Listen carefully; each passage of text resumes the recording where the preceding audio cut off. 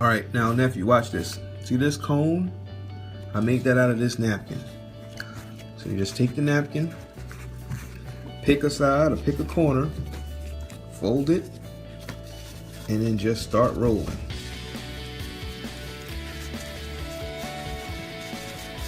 So now this part right here has decided that this is going to be my point.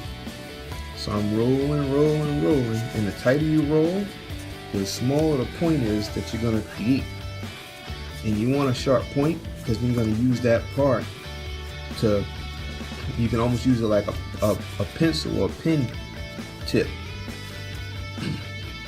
And then what you can do is with that right there, see? I'll show you. Okay, this is the line that I want to shade, and I want to shade, say this is a finger, okay? Hypothetically, that's a crappy looking finger, but you know the shading for the finger goes on over here. So you can do one or two things. You can either shade from that line up there, use this to just pull it down, but depending on what kind of pencil you get, you won't get a whole lot of graphite, because these pencils are made out of lead. Well, it used to be made out of lead, now they're made out of graphite. But if you take your pencil and you lay down a little bit, it doesn't even have to be pretty. Just lay it down. Then you take your deal and you just smudge. Keep that roll tight. And the darker you want it, put more and more on. Now what I do, honestly, is I'll make the line dark. Because when you make the line dark, now you know where you're going to be pulling down from that line. So I pull down from the line. And the great thing about this is, after you do all that pulling and all of that shading, see it's getting darker. This pencil, all pencils are graded. This is a HB. They go like the B is like real dark, and like the F's, which are really light. But the more I put down here, the darker my shading is gonna become. Now here's the trick. Once you get it down to what you think you want your finger to look like, see that's, well, let's see if you can tell. Yeah, you can tell a little bit. Now it's almost like cheating, but now you can go in and erase around the line, because you saw I was just pulling it all over the place. But now when I erase the line, I'll erase all this stuff too so you can see.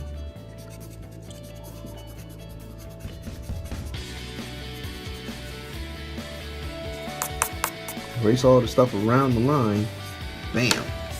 Now just go back in, darken up your line.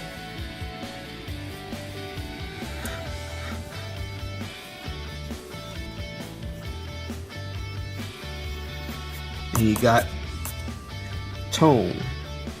This would be the nail up here. Just throw a nail on there. Whoa, just killed the spider crawling on my neck. Oh, cool little guy.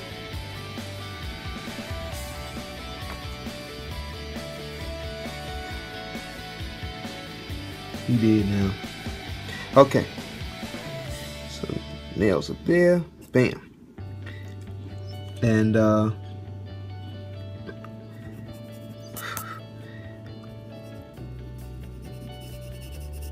just a little bit more. So this is basically a smudging technique. Smudging for me is a lot easier than traditional shading techniques. Traditional, something called the crosshatch. Crosshatch is this traditional way of shading, but crosshatching is more time consuming. Crosshatching, I don't know if you can see how dark that is, but it's dark enough. Crosshatching, take the same finger or finger looking thing.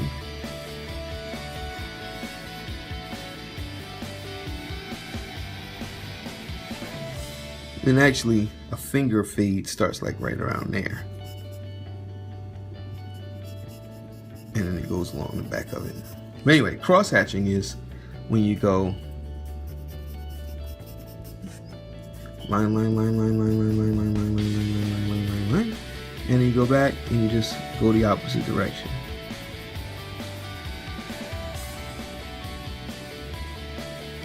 So that's cross hatching. Cross hatching is and depending on how dark you want to make it. Like if you want a dark shade, you do it dark. I like to do light cross hatching because if you want it darker, you can always make it darker. But once you go dark, you can't go back. But smudging to me just looks smoother. I used to use smudging on when I did dreadlocks. So I'm gonna attempt to do some shading or some shading and some shadowing on this hand. Okay, so because we got the thumb and going into the back. So the thumb is darkest around here, right around the base of the nail, and then it starts to get dark on the rest of the thumb about here. So we just want to make like our lines of where the darkness is gonna be, and then it kind of tapers off. Okay, so in here is where we're gonna do our shading, right? So just gonna, sorry about the interruption, had to clear out some space on the phone.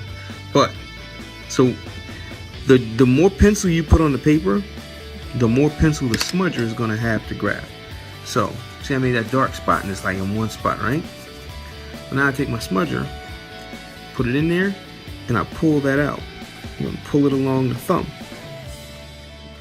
So that smudge part gets lighter, but the area around it gets darker. See, I'm pulling it out, pulling it all along that line we made. And it's okay if it's darker right there, because at that point on the thumb, it's darker than anything else. If you look at your thumb, you'll see it. Once you get your shading in, of course you want to go back over and darken up your baselines, your outlines, because then that makes the shading stand out more. Also, from that outline, you want to pull down, because that's the line for the thumb, but you don't want it to be too hard. You can either pull down from the line like I'm pulling down, or you can just go over the line. Because remember, once you go over and you got the tone, because that's what we're doing, we're creating tone in the skin. Once you have the tone, then you can just go back behind with your eraser and clean up the over. And what that does is it gives it a full look. Blow off the Lord. Erase the shavings. And the good thing about the smudger is the back end is an eraser wiper. So I'm getting some tone in the thumb. Now here's the thing people don't think about a lot. When you're doing shadowing, is this part, just because it's not that dark, is it not colored? It is colored. So you want to take it, as long as you don't put too much dark down, you can take that and then make a counter tone, which is another tone, but it's a lighter tone. See how that's lighter? So now you have the effect of light and dark, light and dark. You're gonna need some more dark in here, so we put some more pencil down for the smudger.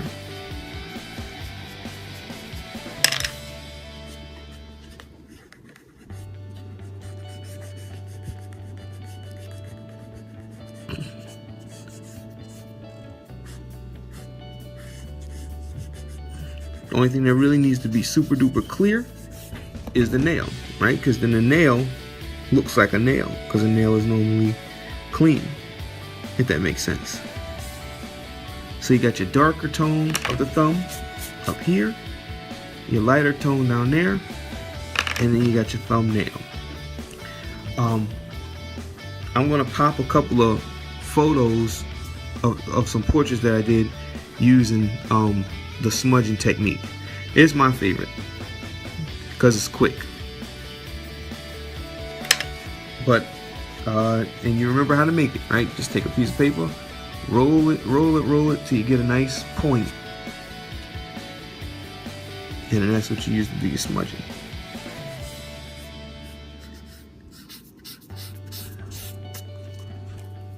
Also, if you want to take it to a whole nother level, when you're doing your lines, after you've done your shadowing and your shading and all that type of stuff, now you want to look at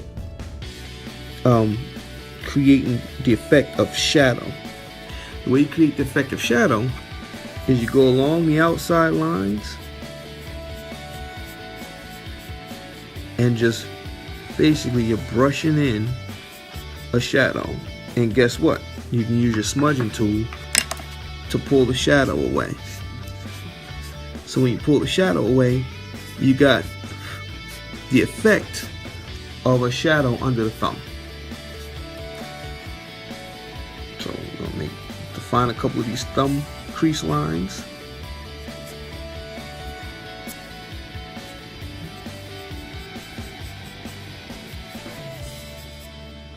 Now what I'm doing now, just because I know how, is in addition to using the smudger tool, now I'm going to use a little bit of cross hatching in the places that I think are still just a little too light.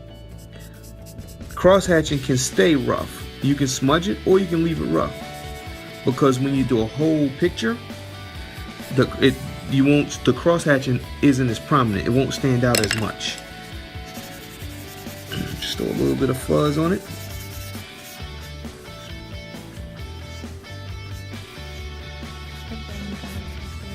Nine two three 2036. That was your aunt. She's over there doing something for Lyric for school. Working hard for you kids. Late at night. Look at that.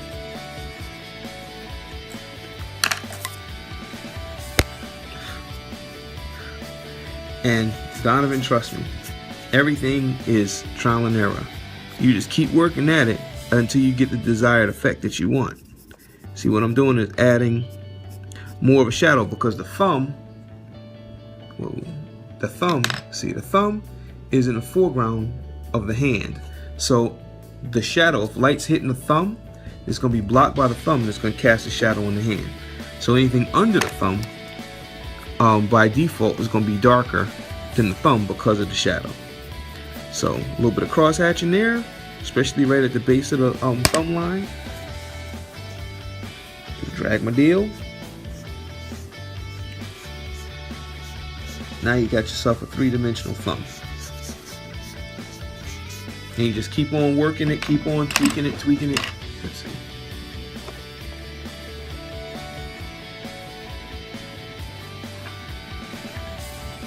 So you just keep on tweaking it till you get to the tone that you want.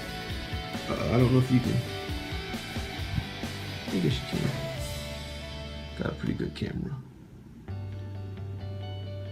See, and I'll just continue to work every part of the hand, all of this up here, same way I worked here.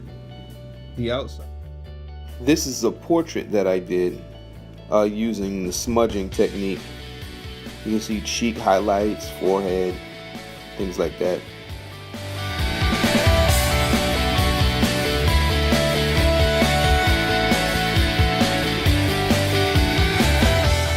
This is a cartoon I did to do shadowing big time. See, I did his whole shadow with the smudge technique.